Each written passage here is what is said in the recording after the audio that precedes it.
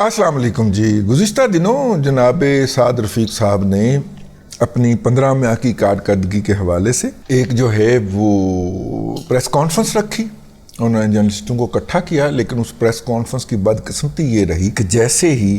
वो press conference शुरू हुई तो उससे ऐन पहले जो था वो एक गाड़ी का हादसा हो गया, रेल गाड़ी का, जिसके अंदर 25 के करीब बल्कि 30 के करीब लोग जो थे वो अपनी जान से चले गए।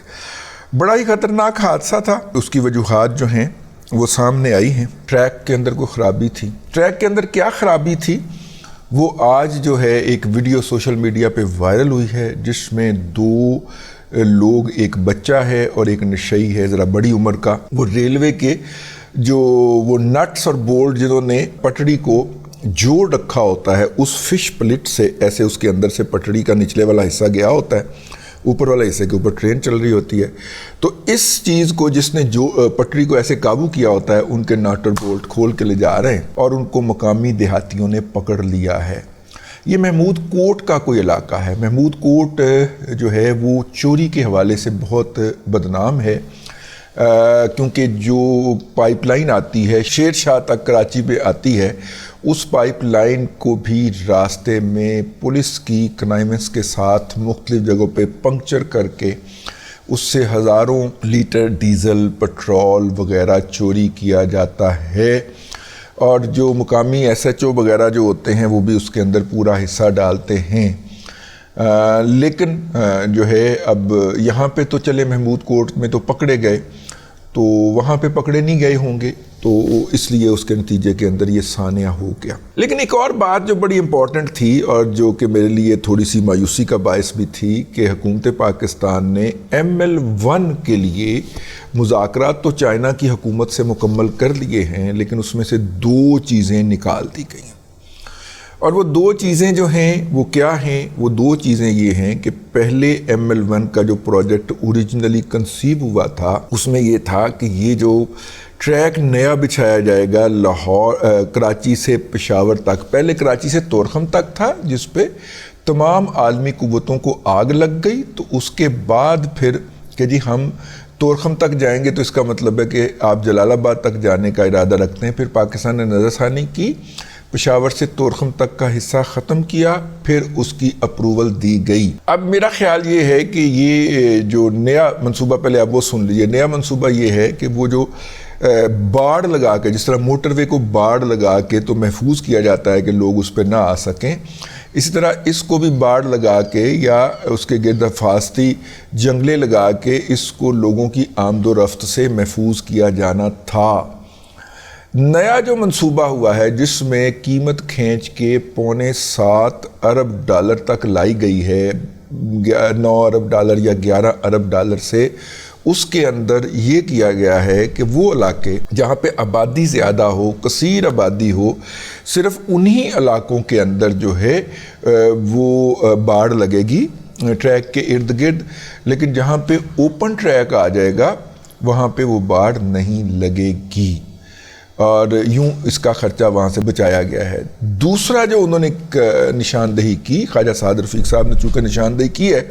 तो इसलिए मैं उसके ऊपर इस वक्त खामा फरसाई करने बैठा हूँ। दूसरा उन्होंने बताया कि बिजली की तार ऊपर नहीं दौड़ेगी, ट्रैक के ऊपर बिजली की तार नहीं दौड़ेगी, ना बिजली बनाने का कोई मंसूबा होगा,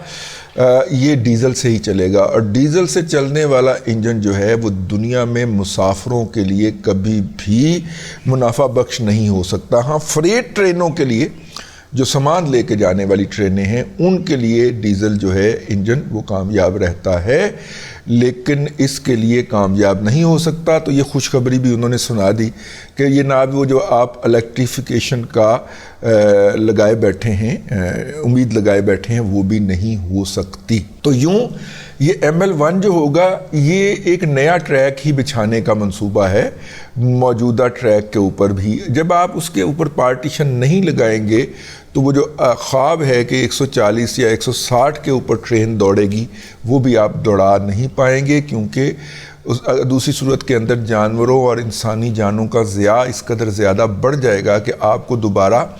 موجودہ جو حد رفتار ہے جو کہ 120 کلومیٹر ہے، ویسے 120 کلومیٹر کے اوپر گاڑی دوڑتی کوئی نہیں ہے ہماری،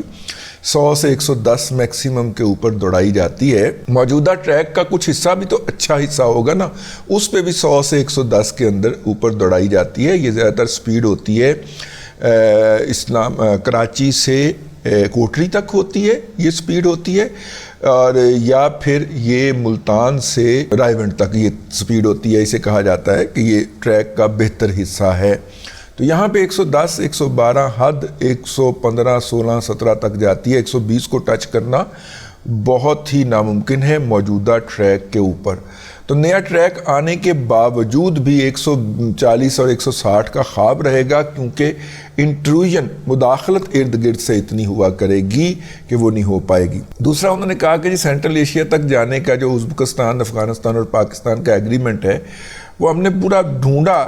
تو پتہ چلا کہ جناب ادھر کو نہیں میاں ادھر کو چلو، یعنی کہ وہ جو کوہاٹ کی طرف جاتا ہے ٹریک، وہ پہلے کسی زمانے میں ٹل اور ٹانک اور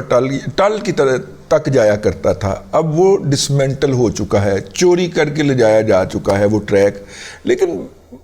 پیومنٹ تو اس کی موجود ہے نا اگر آپ اس کے اوپر بچھانا چاہیں۔ تو کوہاٹ تک ٹریک کیونکہ سلامت ہے، تو کوہاٹ سے گلارچی تک، گلارچی وہ جگہ ہے، وہ قصبہ ہے، وہ مقام ہے جو کہ پارا چنار کے پاس واقع ہے، اور پارا چنار میں آپ کو پتہ ہے کس طرح قبائل کی جنگیں جاری رہتی ہیں۔ میرا دل کرتا ہے میں اس کو جا کے باقاعدہ ہار پہناؤں جس صاحب نے یہ پلاننگ ریویل کی ہے کہ نہیں جناب کوہاٹ سے گلارچی تک کا اگر آپ بچا لیں تو رہیں گے آپ پاکستان کے بارڈر کے اندر ہی، لیکن افغانستان کے پاس گلارچی پہنچ جائے گا، اور وہاں سے آپ ٹرک اٹھار کے افغان ریلوے کے حوالے کر دیں گے، جو جب بھی پہاڑوں کے اندر کبھی بچھ گئی سو بچھ گئی۔ اب میرا خیال ہے یہ کہنے کا، میرا جو انفارمیشن ہے اور یہ ریلوے کے افسران سے لی گئی انفارمیشن ہے کہ جب آپ کے پاس پیومنٹ ایگزسٹ کرتی ہے، پلوں کے پلرز بھی ایگزسٹ کرتے ہیں پشاور سے لنڈی کوتل تک، اور پیومنٹ موجود ہے لنڈی کوتل سے جلال آباد تک، تو آپ کو کیا تکلیف ہے کہ آپ ادھر سے دوبارہ پہیہ نیا ایجاد کرنے کی کوشش کر رہے ہیں، اور پنڈی سے میرا خیال براستہ جھنڈ کوہاٹ، اور کوہاٹ سے آگے جناب 100 اور 189 کلومیٹر کا ٹریک، وہ بھی پہاڑ زدہ علاقے کے اندر آپ بچھائیں جس کی پیومنٹ کا آپ کو نہیں پتہ، پھر اس کے اندر ٹنل آئیں گی اور پھر ٹنل ایک مسائل بنے گی، اور یہ سارا کچھ آپ کر کے وہاں تک بچھا لیں اور اس کے نتیجے میں کریں، یعنی کہ نہ کرنا والیاں گلاں نا، جو پہلے سے چیز موجود ہے۔ آپ کو تو لینڈ کی پیمنٹ موجود ہے چمن سے کندھار تک، آپ اس کے اوپر بات نہیں کرتے کیونکہ بہت ساری قوتیں جو ہیں وہ فوری طور پہ حملہ آور ہو جاتی ہیں۔ چلیں اس کو گولی ماریں، آپ جو ہے وہ کوئٹہ کو ملا دیں ڈیرہ اسماعیل خان سے، اور وہ جو ML3 ہے وہ آپ کا مکمل ہو جائے گا۔ ایران سے ٹریفک نکلے، کوئٹہ آئے، کوئٹہ سے ڈیرہ اسماعیل خان آئے، اور ڈیرہ اسماعیل خان سے سیدھی ہوتی ہوئی جو ہے وہ حویلیاں پہنچ جائے یا ادھر پہنچ جائے، اور یوں آپ اس کو کر لیں۔ لیکن بہرحال جی زیادہ عقل مند لوگ ہیں، اور انہوں نے تو ہمارا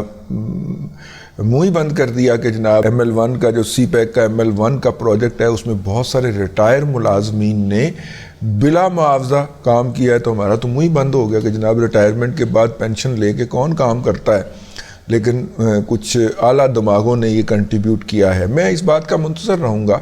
کہ یہ بھی بات کسی ٹیکنیکل لیول کے اوپر ڈسکس ہو اور ہمیں بتایا جائے کہ جناب یہ والا کیوں ابنڈن کیا جا رہا ہے، یہ جو پشاور لنڈی کوتل والا ہے، بجائے اس کے کہ اس کو بحال کر کے، جو کہ مقامی انجینئرز بھی کر سکتے تھے، اس کو ایکسپلائٹ کیا جائے یا اس کو استعمال کیا جائے، آپ نے ٹوٹلی ML1 سے وہ نکال ہی دیا۔ یہ کچھ باتیں تھیں اس پریس کانفرنس کے حوالے سے، لیکن بہرحال انہوں نے جو کوشش کی ہے سیلاب کے باوجود ریلوے کو بحال کرنے کی اور چلانے کی، وہ اپنی جگہ کے اوپر ایک اہم ہے، اس کو اپریشیٹ ہونا چاہیے خواجہ سعد رفیق صاحب کو ان کی اس پرفارمنس کے اوپر۔ اگرچہ ان کے مخالفین کے اوپر بہت زیادہ الزامات لگا رہے ہیں، وہ تمام الزامات جو پچھلی دفعہ بھی عدالت میں ثابت نہیں ہو پائے تھے۔ اب تک کے لیے اتنا ہی، اگلے ولاگ کے اندر پھر حاضری ہوگی۔ اللہ تبارک و تعالیٰ آپ کو آسانیاں عطا کرے اور آسانیاں خلق خدا میں تقسیم کرنے کی توفیق عطا کرے۔